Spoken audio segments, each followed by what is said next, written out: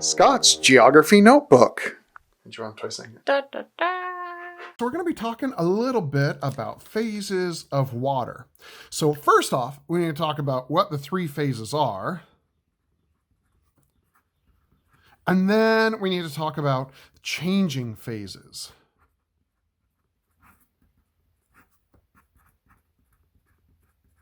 All right, so if you talk to the chemists, they'll tell you that there are 4 states of matter, including plasma. But for most things that we see, we're going to see 3 different phases. And those 3 different phases that we're going to be seeing is going to be as a gas, and as a solid, and as a liquid. Okay, so what are 3 phases of water? Well, gas is just empty, right? There's nothing to gas. It just is gas, right? So we're not going to worry too much about that. Solid, however, this one we know and love as ice. And so our ice cube is going to be there. And we'll talk about water as a gas in just a moment. We can't see it, so it's a little bit more tricky. And then the other one that we have is liquid water. Okay, so let's get our little models out of the way, and we're going to start labeling a few of these guys. So, or get water on everything. Good. So for a gas, we have water vapor, and water vapor is really all around us. When we exhale, water vapor comes out. And what else do we see? Water vapor. There's water vapor all around. When it gets really, really cold, sometimes we see it condensing, like on windows and other things. Anyway, solid, we know that this guy is an ice. And liquid, we know as regular old water. Okay, now they're all the same. And here's the other cool thing about water. We can see it at all 3 phases at natural temperatures. And that's not very common for most other things. Now, tons of things are made out of water, so it's hard to find things that aren't. But finding natural temperatures, all 3 phases, that's miraculous.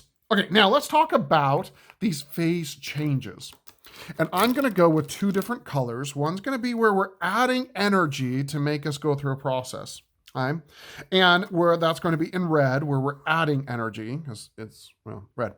And then we're going to talk about where it's getting, where we're pulling energy out, and that's going to be in blue. So if we have liquid water, and we start adding enough energy, then we're going to be boiling or evaporating that water, right? So usually we wouldn't use boiling because we're trying to be a little bit more scientific. So we're going to use evaporation as our process of going from a liquid to a gas. Now, if we're coming back the other direction, coming back this way, then we call it condensation.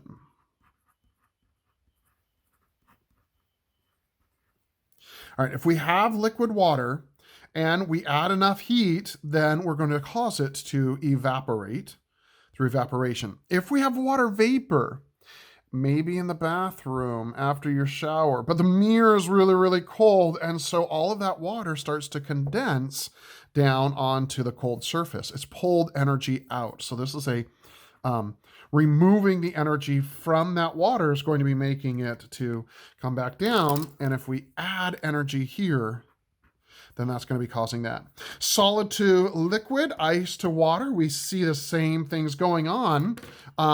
If we wanted to go from ice to water, then we would be adding energy, and this is a process called melting.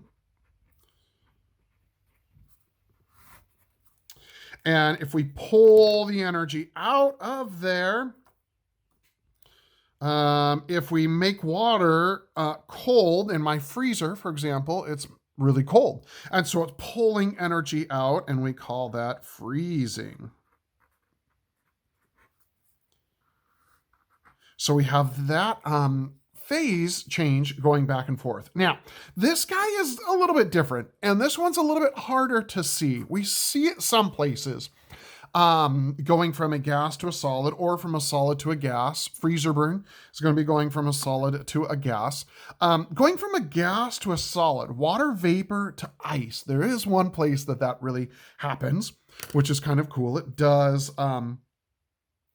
as that happens, and we're going to call both of these directions the same thing, right? So we're going to use the same names for either one of them.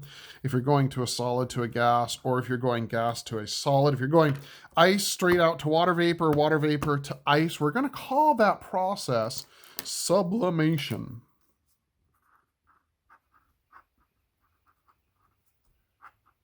You can use sublimation for both of those. One of them is called deposition, and that's going to be going from water vapor onto ice. And that one is kind of cool because that one takes place on snowflakes. Formation of snowflakes. Up in the clouds, it's so cold that the water vapor doesn't become a liquid first. It actually goes straight to ice. So that's one of the cool places that we start to see sublimation. And so what were we looking for? Well, we were talking about all three phases, a solid, a liquid, and a gas. We're not worrying about plasma with our water.